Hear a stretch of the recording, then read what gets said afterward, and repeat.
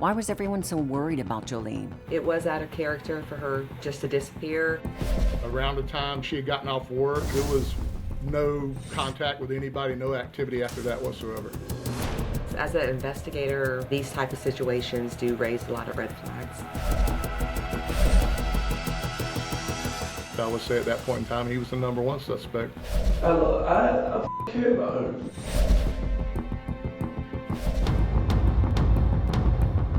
What were you thinking when you saw the video?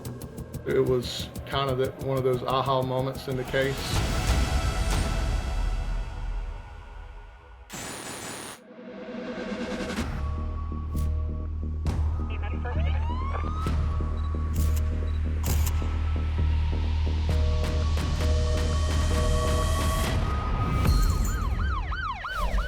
Hi, I'm Nancy O'Dell.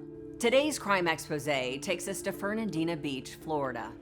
Located on Amelia Island, the area is known for its peaceful and serene living. But when a young mother suddenly vanished into thin air, the city became the center of one of the most bizarre investigations anyone had ever seen.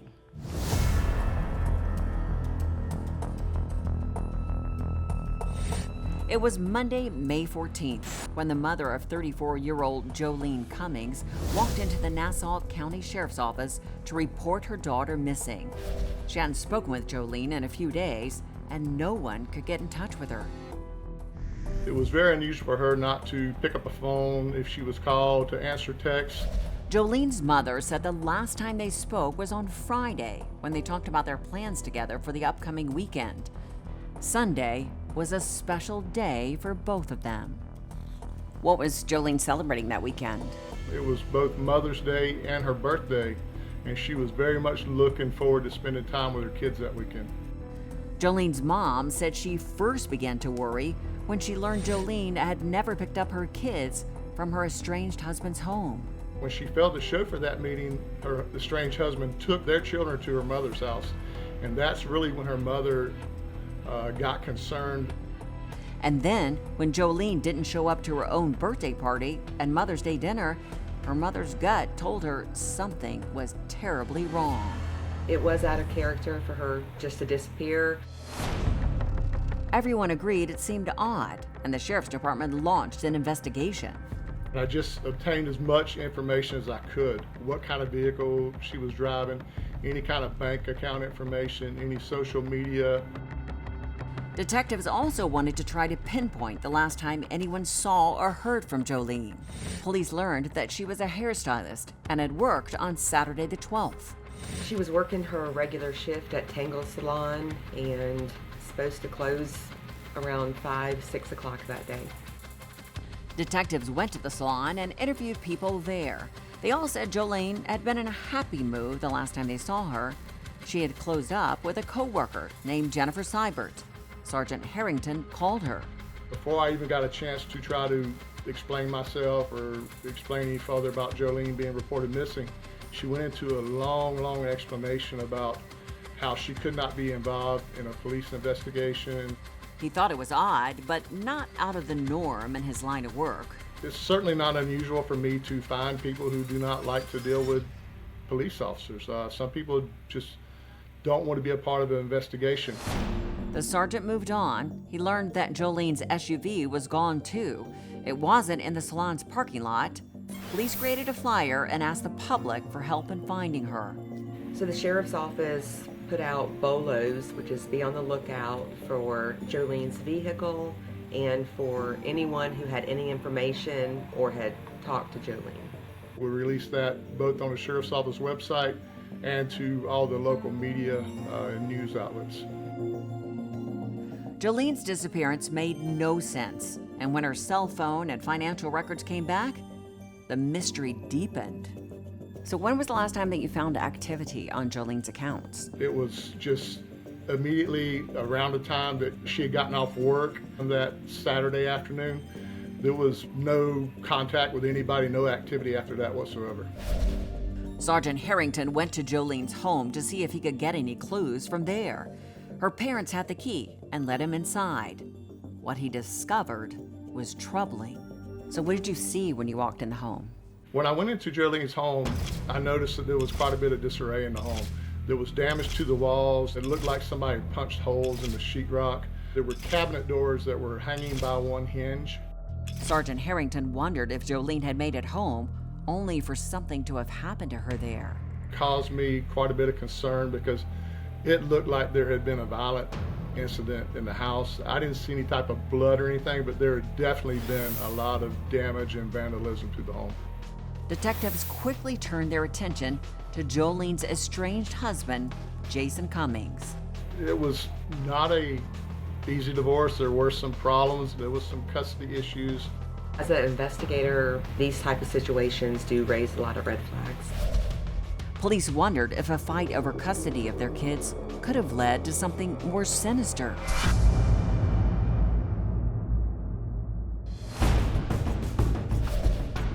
This is someone that probably has the capacity to do violence.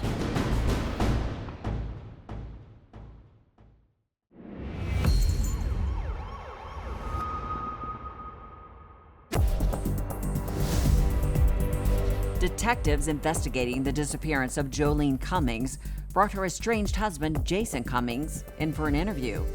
He admitted that things hadn't been great between them, but he said he would never hurt her. That's my kid's mom, to be honest with you. I mean, you've heard all the before, but I'm telling you right now. I'm probably a man sitting in front of you that you've never seen before, because what I do take serious, it is my family. Jason said that despite all their issues, Joleen was a great parent, and he was worried about her. He gave police a detailed timeline for Saturday into Sunday and agreed to let investigators search his car. So did you find anything in the car that connected Jason to Joleen's disappearance? There was no blood, no hair, anything that was suspicious in nature. And when we checked out his alibi, we were able to confirm that he was where he said he was for the weekend. Jason was eliminated as a suspect. Before he left the interview room, he asked Sergeant Harrington if police had spoken with a new man in Joleen's life. I got text messages from people saying he's bad news. The guy Joleen had been dating was named Jason G. And not only did he have a criminal record, but he was currently wanted by police for a parole violation. And there was more. Not one, but two women had restraining orders against him for domestic violence. And as it turned out, Joleen had her issues with him as well. There had been a recent domestic incident between her and her boyfriend at the house. Sergeant Harrington found a report filed just 3 days before Joleen disappeared. The report explained the damage he had seen at Joleen's house. The couple had gotten into an argument, and G turned violent.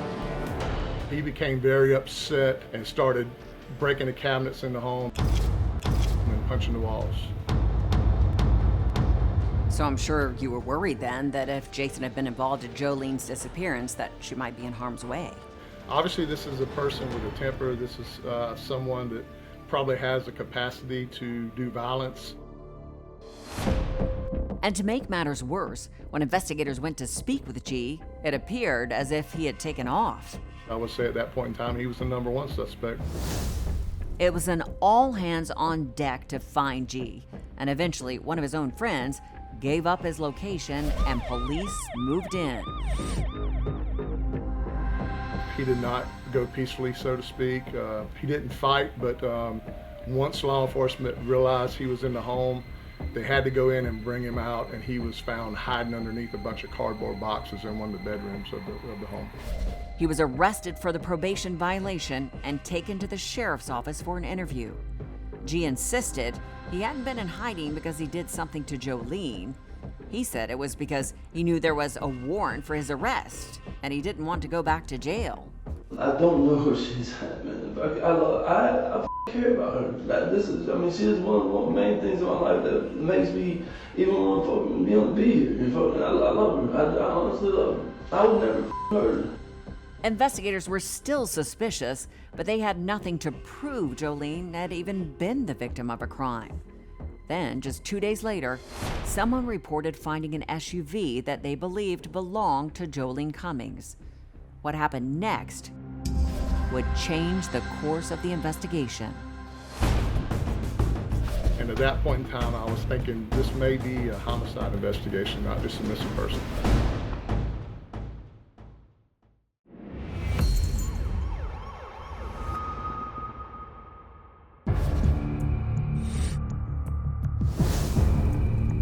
After days of searching for Joleen Cummings, a man called the sheriff's office and said he believed he saw her SUV in a Home Depot parking lot just 2 miles from Tangle's salon.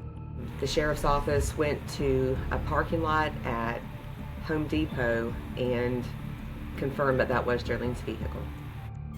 There was no sign of the 34-year-old and nothing in the SUV that could lead police to her. But detectives noticed there was a surveillance camera from a nearby bank facing the parking lot.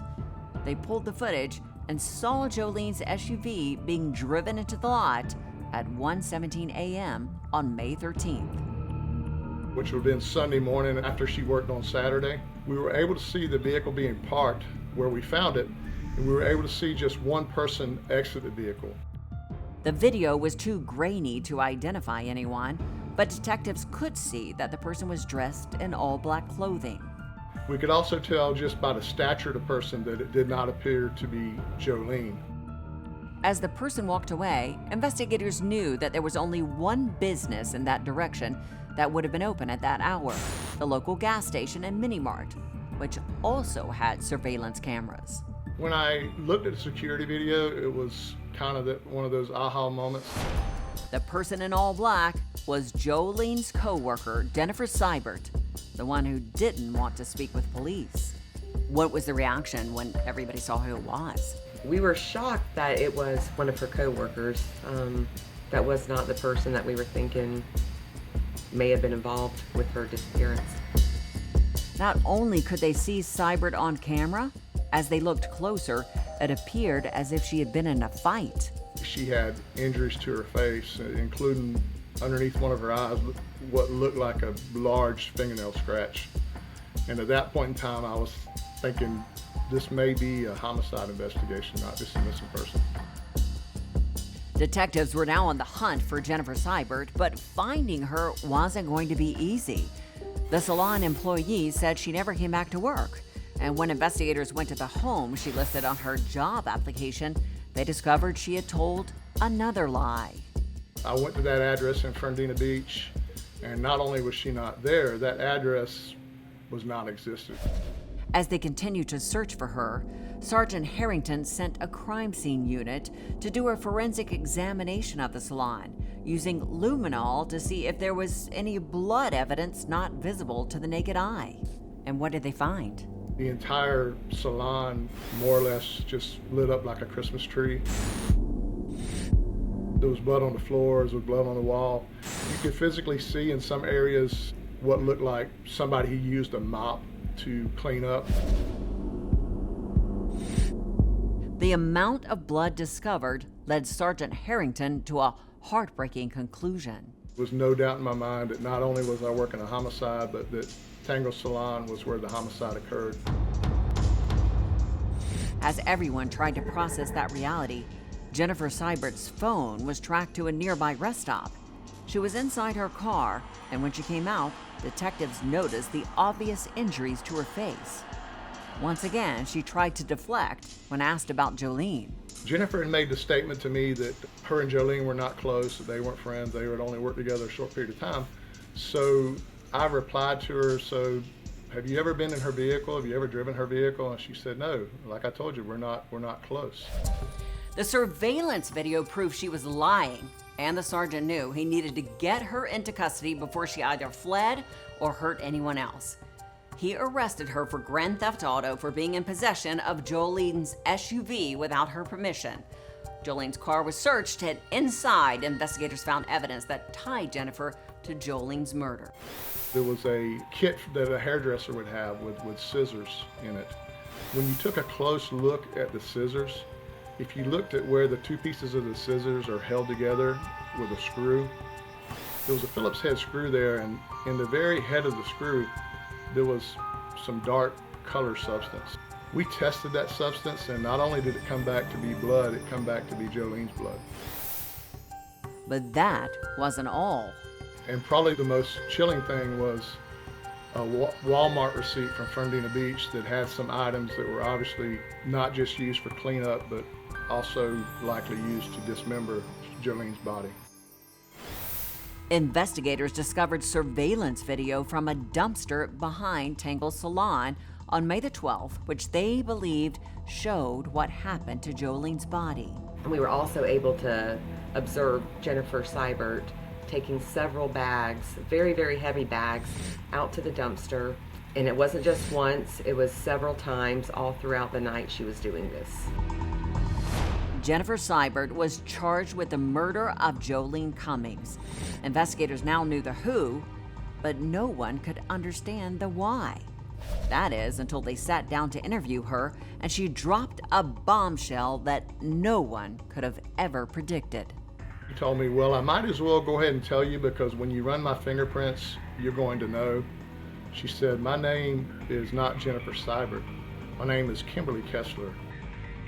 It turned out Kimberly Kessler was a missing person from Butler, Pennsylvania, and she had spent most of her adult life living under false identities. I was born in May of 1968, May 9th. I am 50 years old. I've been running from the FBI for over 25 years. I've been living under this particular alias since 1999.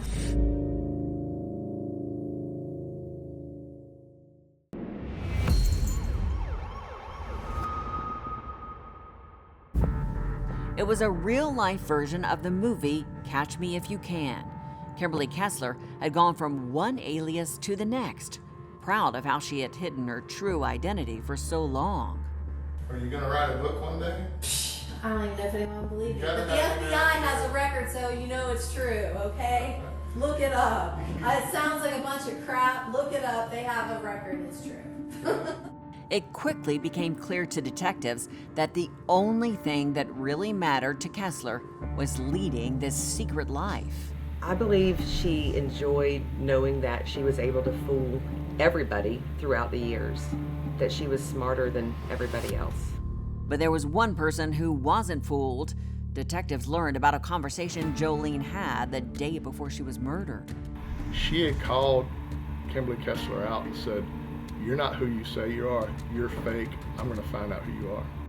Investigators believe Kessler was so afraid of Joleen learning her true identity that she murdered her in cold blood.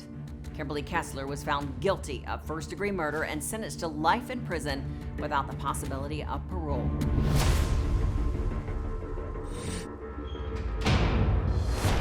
Now it is time for today's Safety Spotlight. The key to preventing workplace violence is to recognize the warning signs and involve the appropriate resources as soon as possible. Timely notification and documentation of potential problems is essential. In confrontational situations, it is important to prioritize your safety over the need to win an argument. De-escalate, remove yourself from the situation. Pay attention to your intuition about people and environments. If a situation feels unsafe, it is best to withdraw and seek a safer environment. The Workplace Violence Prevention Hotline can be reached at 1-877-987-3747. I'm Nancy O'Dell. For all of us here at Crime Exposé, please join us next time and stay safe.